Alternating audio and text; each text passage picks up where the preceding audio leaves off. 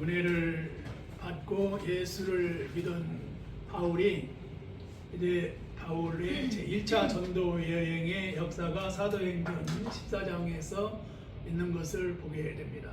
이고니아에서 전도를 했고 루스라에서 전도를 하고 더베라고 하는 지역에서 전도를 하는 이제 그 이야기가 사도행전 14장에서 이제 전개되고 있는데 주로에 보면은 그 루스트라라고 하는 지역이 이고니아라고 하는 지역이 있는 것을 주보의 지도에서 볼 수가 있습니다. 지중해에 좀 이쪽으로 올라가면은 그 지금으로 말하면 투르키에 지역에 가면은 루스트라가 있습니다. 이고니온이 있어요. 그런 지역을 안디옥이라고 하는 지역에서 출발을 해가지고 선교 여행을 하는 바울을 볼 수가 있습니다. 지금 제가 하고 있는 이야기는 성경의 사도행전 초대교회 때 바울이라고 한 사람이 예수를 안 믿고 핍박하고 그러다가 예수 믿고 구원받고 이제 은혜 받아가지고 전도하는 얘기를 하고 있어요. 그런데 이고니온이라고 하는 지역으로 갔는데 거기에서 사람들한테 복음을 전했는데 회당에 들어가서 유대와 헬라인에게 허다한 무리들이 믿고 그랬는데 유대인들이 이방인들이 마음을 선동하여 악한 마음을 품게 만들어 가지고 아주 사도 바울이 어려운 상황에 처하게 된 것을 보게 됩니다. 근데 복음은 초대교회에도 복음을 전하는 일이 어려웠고 지금도 한국 교회에 코로나 이후에 많은 성도님들이 교회에서 이제 예배를 못 드리고 교회 밖에서 예배를 드리다가 습관화돼 가지고 영상으로 예배를 드리고 그러면서 많이 숫자가 감소됐긴 했어요. 그럼에도 불구하고 여전히 교회에 대한 생각들은 긍정적이보다는 다양한 생각들을 하고 있는데 우리는 예배를 드리고 있습니다. 그런데 이고니온에서 바나바와 바울이 전도를 했는데 거기에서 어떻게 했느냐? 사람들이 아주 그 형제들에게 악한 마음을 품게 해가지고 사람들이 이방인과 유대인들이 두 사람을 돌로 치려고 달려드니까 도망해가지고 루가오니아의 두성 루스트라와 더베로 근방으로 갔다 그랬습니다. 시련을 당한 거예요. 그래서 이렇게 바울이 복음을 전할 때 고난을 받았다 이 말입니다. 우리는 예수를 믿을 때 편하게 예수를 믿는지 아니면 점잖게 예수를 믿는지 아니면 그냥 내 생각, 내 경험대로 예수를 믿는지 이렇게 생각을 해 볼 때가 아닌가 이렇게 여겨집니다. 예수를 믿고 복음을 전하는 것은 이고니온에서 바울과 바나바가 시련을 겪고 사람들에게 이렇게 모욕을 당하고 돌로 치려고 달라드니까 그들이 도망하는 이러한 일들이 이고니온 지역에서 있었다 이 말입니다. 자, 성경 사도행전 14장 8절을 같이 읽어보겠습니다. 그래가지고 이고니온에서 어디로 갔느냐?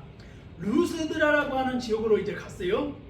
자, 그런데 루스드라에 가서 사람을 만났는데 어떤 사람을 만났는가 봅시다. 같이 읽어보겠습니다. 사도행전 18장 8절 시작. 루스드라에 발을 쓰지 못하는 한 사람이 앉아있는데 나면서 걷지 못하게 되어 걸어본 적이 없는 자라 그랬습니다. 그래서 여기에 이제 루스드라에 바울과 바나바가 갔어요. 그런데 그 지도 그 주보에 보면은 루스드라와 이고니온을 제가 동그라미를 쳐놨거든요. 지도에 보면은 그리고 그 아래 보면은 루스드라의 동굴교회다 이렇게 해서 사진을 하나 이렇게 올려놨어요. 여기가 루스드라의 동굴교회라고 루스드라의 그 초대교회 때 사람들이 신앙생활을 한 것을 우리가 추측을 해볼 수가 있어요. 자, 보면 왼쪽 그림에 이 바위잖아요. 바위인데 그 바위에 구멍을 내가지고 그게 교회예요. 교회가 바위동굴이라는 거예요. 아무리 이거 작은 교회요, 비자리 교회요, 개척 교회 하더라도 교회가 작더라도 동굴보다는 낫지 않겠어요? 동굴에는 수돗물이 나오겠어요? 전기불이 있었겠어요? 생활이 얼마나 불편했겠어요? 그런데 이 루스라에 있는 동굴 같은 이런 교회에서 신앙을 유지하고 믿음을 지키고 예배를 드리고 성만찬을 하고 이런 일들을 했다는 겁니다. 그런 것이 바로 이렇게 오늘날에도 여전히 성지 순례 하는 분들의 이러한 그 여행기나 이런 것 사진들을 보면은 이렇게 루스드라의 동굴교회를 볼 수가 있어요. 자, 방금 읽은 사도행전 18장 8절에 바울이 루스드라에 갔는데 발을 쓰지 못하는 한 사람을 만난 거예요. 그래가지고 어떻게 했느냐? 바울이 구원을 받은 만한 믿음이 그에게 있는 것을 보고 내 발로 일어나 서라, 발로 일어서라. 그러니까 그 사람이 일어나 걸었어요. 그러니까 어떻게 되느냐면 바울이 이렇게 평생 일생 동안 참 걷지 못하고 고생하는 사람을 보고 말씀으로 이렇게 세우고 치료하고 고침받고 이렇게 새로운 인생을 살아갈 수 있도록 했다 이겁니다. 자, 이렇게 바울을 통해서 역사하시는 예수를 만나면 기적이 일어난다는 겁니다. 기적이 일어난다는 거예요. 우리가 지난날 우리의 신앙생활의 삶을 볼 때 그런 거예요. 육체가 연약할 때 주님밖에 의지할 게 없습니다. 찬양, 이런 찬양이 있죠. 주님을 의지합니다. 주님을 의지합니다. 뭐 이런 노래가 찬양이 있어요. 근데 주님밖에 의지할 수가 없는 그런 절박한 상황에서 마치 신을 아주 작은 그 생명줄 같은 줄을 잡고 주님께 인도를 받아야만 살아가는 그런 절박한 시절에 기도밖에 할 수 없는 때가 있어요. 그런데 그 세미한 기도를 주님께서는 들어주시잖아요. 가정이 환란이 있을 때 어떻게 해요? 우리가 지난날 생각하면 가정에서 예배를 드리잖아요. 가정 예배를 드려요. 하루 종일 노동을 하거나 직장생활을 하고 오면 저녁에는 얼마나 피곤해요. 쉬고 싶고 TV 보고 그냥 쉬고 싶은 거죠. 근데 또 저녁에 모여가지고 가족들이 모여서 가정 예배를 드린다 이 말이에요. 왜 가정 예배를 드리겠어요? 주님께 간절하게 기도하고 주님대로 살아가고 주님의 은혜 가운데 살 길을 열어달라고 기도하는 것이죠. 그렇게 생활했던 시절들이 오랜 세월을 지나다 보니 주님께서 기도를 응답해 주시는 걸 보게 됩니다. 그러므로 환란이 있을 때 주님을 붙잡고 기도하는 그런 기도의 시간들이 결코 헛되이 보내는 시간들이 아니다라고 하는 겁니다. 기도하면 응답이 된다 하는 겁니다. 기도하면 역사가 일어난다 하는 겁니다. 자신 있게 말씀할 수 있습니까? 그리고 신앙 삶이 그런 삶을 살아왔으니 고백을 이렇게 한다 이겁니다. 근데 여기 보면은 우리의 삶도 그렇게 고백할 수 있는데 루스드라에서 사람들이 신앙생활하는 것을 보니까 바위동굴에서 이렇게 어렵게 이렇게 신앙생활한 것을 자료를 보니까 이렇게 생활했구나 이렇게 알 수가 있어요. 근데 거기 가서 바울이 복음을 전했더라 이 말입니다. 그리고 루스드라고 하는 지역에서 만난 제자가 있었는데 영적인 아들 디모데를 만났어요. 디모데. 이 디모데가 영적인 아들 디모데가 아주 그 믿음의 유산을 바울에게 물려받은 사람이다 이 말입니다. 그런 루스드라에서 만난 사람이 디모데였고 그를 통해서 또 복음이 전해지는 역사를 보게 됩니다. 사람이 복음을 전하고 또 하나님 나라를 이루기 위해서 일을 할 때 인간적인 생각들이 있고 또 하나님께서 주시는 생각들이 있어요. 그래 우리의 생각들은 늘 그런 생각을 하거든요. 무엇을 먹고 살아가야 되는가? 어떻게 살아가야 되는가? 내일을 염려하고 또 그래요. 미래를 염려하고. 근데 너무나 힘들고 고통스럽고 어려운 고난의 시절을 겪으면 주님의 말씀밖에 의지할 게 없어요. 내일 일을 염려하지 말라. 한나 괴로우면 그날에 족하나. 뭐 이런 말씀처럼 그냥 내일 일을 염려 않고 살아가는 거예요. 그 말씀이 성경 말씀이 있는 말씀이지만 어떻게 내일 일을 염려하지 않겠어요? 그냥 그러나 하루하루 감사하면서 살아가는 그런 믿음의 신앙의 고백이 있을 때가 있어요. 오늘날에는 참 많은 교회들이 이제 신앙이 상당히 이렇게 자유롭게 신앙생활을 하는 그런 것을 보게 돼요. 그렇지만 우리 예전에 신앙생활 할 때는 교회를 갈 때는 이렇게 버스를 타고 가기도 하고 또 버스비가 없으니까 이제 또 걸어서 성경을 이제 빨간 성경을 이렇게 가슴에 딱 이렇게 안고 또 이렇게 걸어서 20-30분 되는 교회를 오고 가잖아요. 그 신앙이라고 하는 것은 1.1도 틀리면 성경 말씀 그대로 근본주의적인 신앙을 가지고 신앙생활을 했어요. 그리고 오직 주일은 성수해야 되는 것이고 예배도 오전 예배 드리고 저녁 예배 드리고 항상 그런 신앙생활을 했잖아요. 예전에는 또 새벽기도 이렇게 그런 신앙생활을 하는 것이 당연하게 생각을 했고 그래요. 그런데 사람이 이렇게 살다 보면은 교회를 찾을 때가 또 있어요. 내가 어느 교회를 다녀야 되는가. 그럴 때가 있어요. 내가 어느 목사님을 만나야 은혜를 받는가. 그런 시절들이 있었잖아요.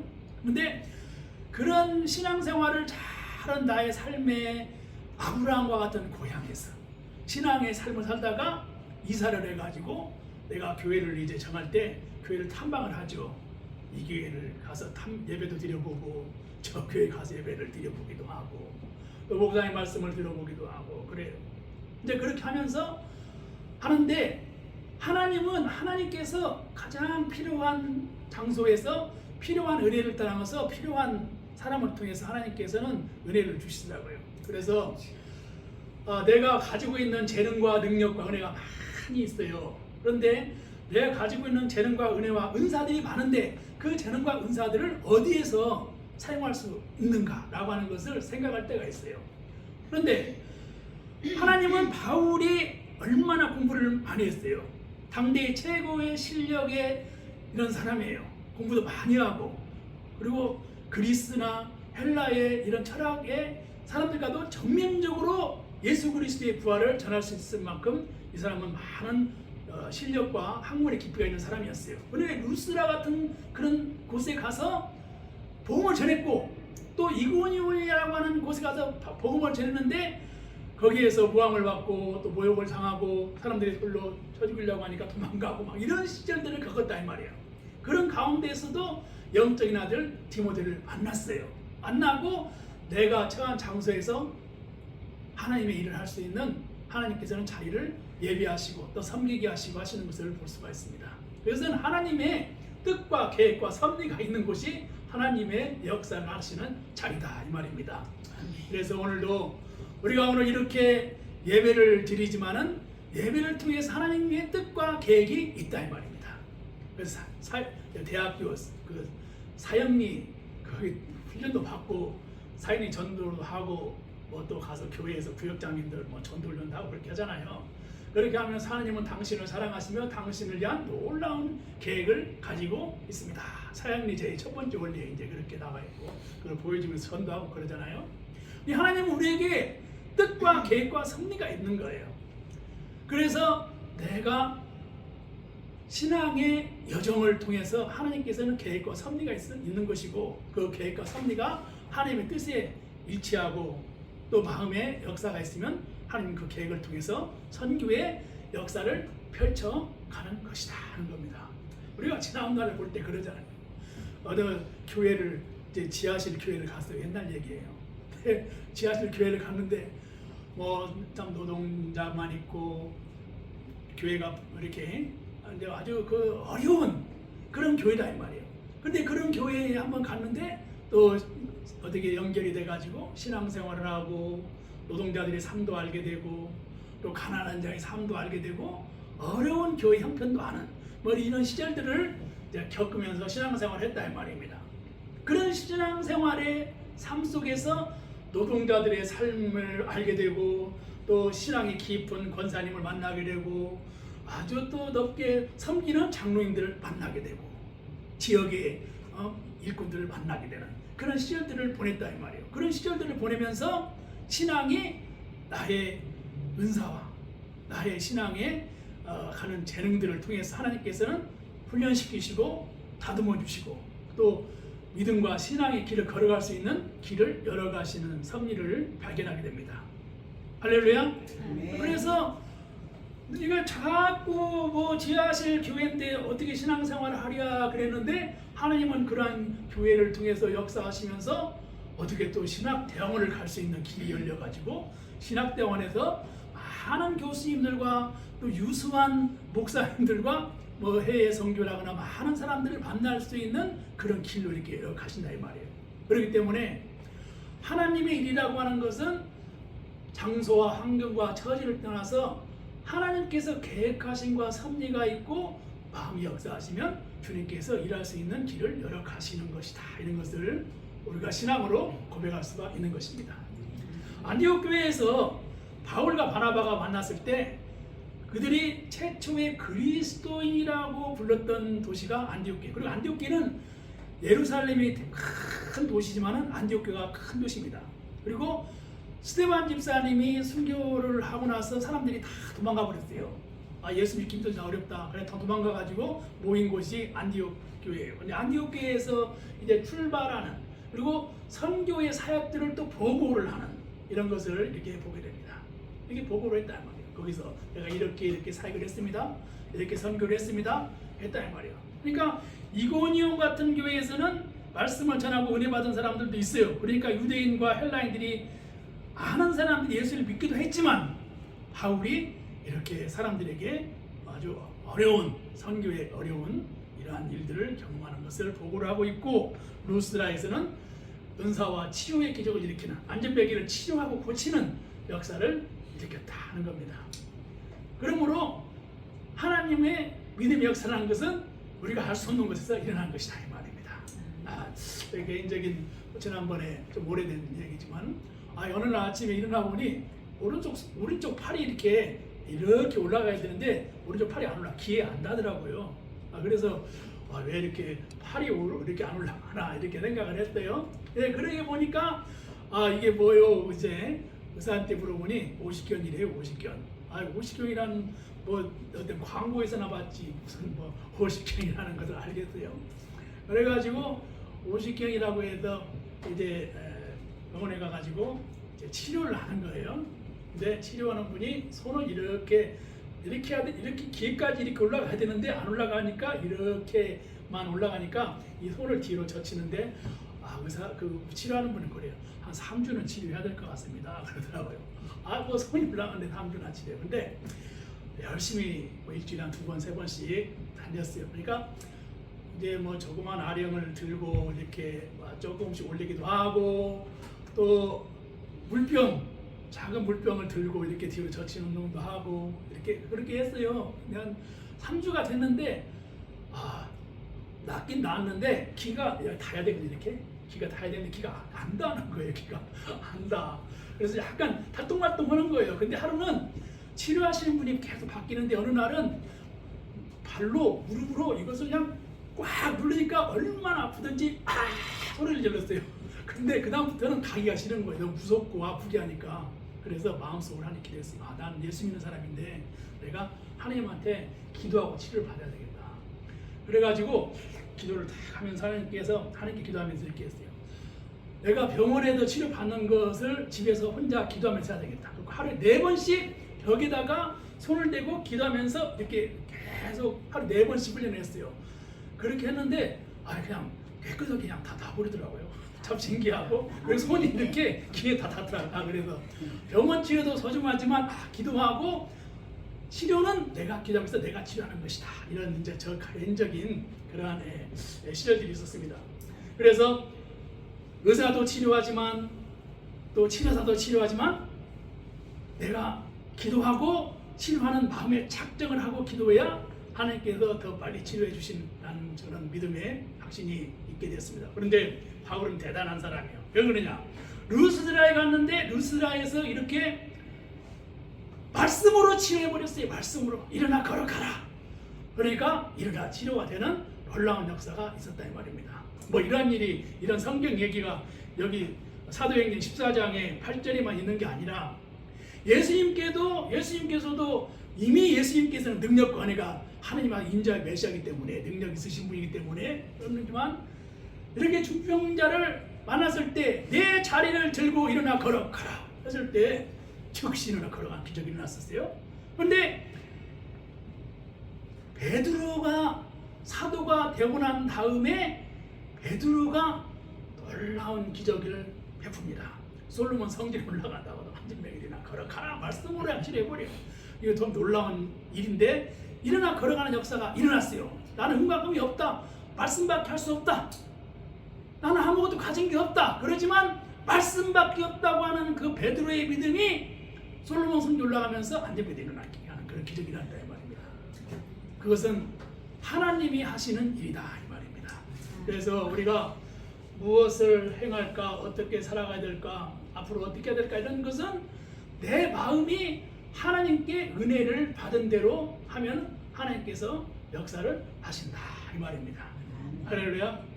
전도사 생활을 하는데 전도사 생활 한 1년이나 2년 했어요. 제가 말씀을 바꿔 한 번씩 드리는데, 그런데 새벽 기도를 같이 했던 권사님이 교회를 개척을 했는데 지금 벌써 한 26년, 29년 이렇게 되도록 문자하고 또 연락하고 이런다 이 말이요. 전도생활 한 1년 했는데 오랜 세월이 지났어도 이게 무슨 일이냐 이 말이요.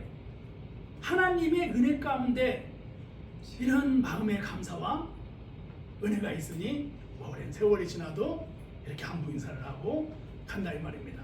그래서 우리가 이렇게 신앙과 믿음의 교회를 할 때에는 칼빈이 얘기했듯이 교회가 보이는 교회와 보이지 않는 교회가 있대요.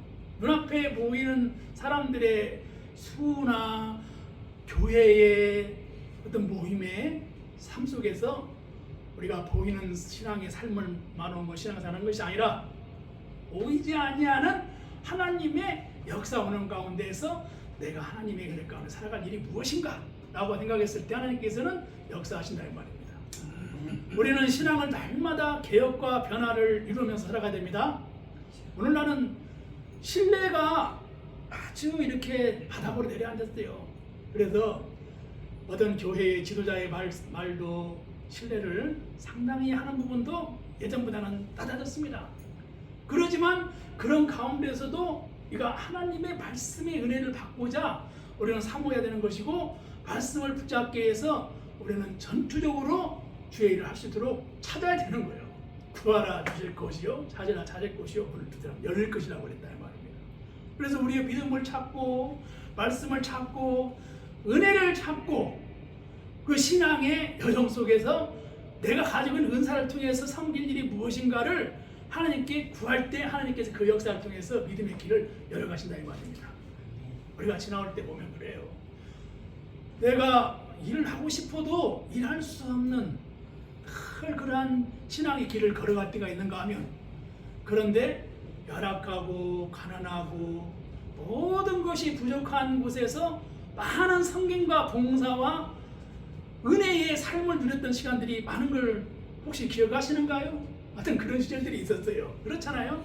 아무도 도와줄 수 없는 교회, 아무도 섬길 수 없는 자리. 그런데 신기하게 그런 아주 이렇게 그 부족하고 사람들도 이렇게 아주 이렇게 신앙생활이 어려운 그러한 곳에서 섬김과 은혜와 나눔과 사랑의 일들을 더 많이 하는 시절들이 있었잖아요. 그런 속에서 하나님은 역사하신다는 말이에요. 그러므로 내가 무엇을 먹을까, 무엇을 마실까, 어떻게 살아가야 될까, 그것은 주님께서만 아시는 것이고, 주님께 물어보고 주님께 주시는 마음의 평안이 있으면 주님께, 하나님께 섬길 수 있는 기도를 하는 것도, 뜻이 있는 곳에 길이 있다고 그것은 하나님이 하시는 일이다 이 말입니다. 우리가 어떻게 공기를 잡겠어요? 그러면 공기는 있는 거예요. 우리가 숨을 쉬는 것이고, 그것처럼 하나님은 살아계신 하나님께서는 역사하신다 이 말입니다. 할렐루야. 바울과 바나바가 이렇게 선교를 했다 이 말입니다. 그런데 사람들의 반응은 어떻느냐 보시겠습니다. 12절 같이 읽겠습니다. 시작. 14장 12절 같이 읽겠습니다. 시작. 바나바는 시작. 바나바는 제우스라 하고 바울은 그 중에 말하는 자임으로 헤르메스라 하더라. 그랬습니다. 여기에서 바나바를 신들의 아버지인 제우스로 여겼어요. 사람들이 헬라적인 사고를 하고 있었어요.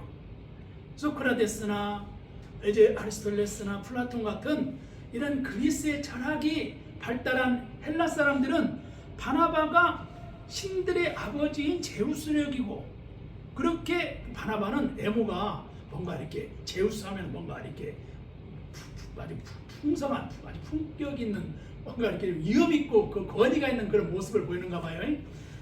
그런 모습으로 바나바를 보았다 이 말이에요. 그리고 제우스의 아들이자 웅변의 신인 헤르메스로 여겼다 이 말이에요. 누구를? 바울을 그의 아들처럼. 제우스는 신이 여자의 그 부인들이 많아요. 근데 그 부인들 가운데에서도 헤르메스로 여겼다 이 말이에요. 바울을. 그러니까 이 사람들은 르스라에 있는 사람들은 바울의 바위의 동굴 속에서 신앙생활할 만큼 그렇게 로마의 핍박을 피해서 신앙생활을 하면서 복음을 전하고 기적을 행하는 바울과 이런 사람들을 보면서 이렇게 바울을 바나바는 제우스처럼 생각하고 그리고 바울은 헤르메스처럼 생각했다 이 말입니다. 예수님 시대에도 예수님이 사람들한테 물었잖아요. 나를 누구라 생각하느냐? 어떤 사람들은 엘리야로 생각한다. 모세로 생각한다. 사람들의 생각이 다 다르다 이 말이에요. 그러니까 예수님의 시자인 베드로에게 너는 나를 어떻게 생각하냐? 주는 그리스도 살아계신 하나님의 아들입니다. 이렇게 말했어요. 아무리 그렇게 신앙 고백하고 그렇게 말씀했어도 십자가 앞에서는 나는 주님을 모릅니다. 부인했잖아요. 그러니까 그런 것처럼 인간의 삶은 그렇다 이 말입니다. 우리의 신앙이 그렇다 이 말입니다. 우리의 젊은이는 큰 미래에 지도자가 될 수 있는 실력과 비전을 갖춰야 합니다. 우리가 신앙만으로 듣는 것으로 경청만으로 지도자가 되기가 어려워요. 실력을 갖춰야 돼요. 실력을 갖추기 위해서는 그만큼 영적인 훈련들을 해야 되는 것입니다. 왜 그러는가? 우리가 살아가는 오늘의 우리의 교회에 우리의 교회 환경에서만 예배를 드리는 게 아니잖아요.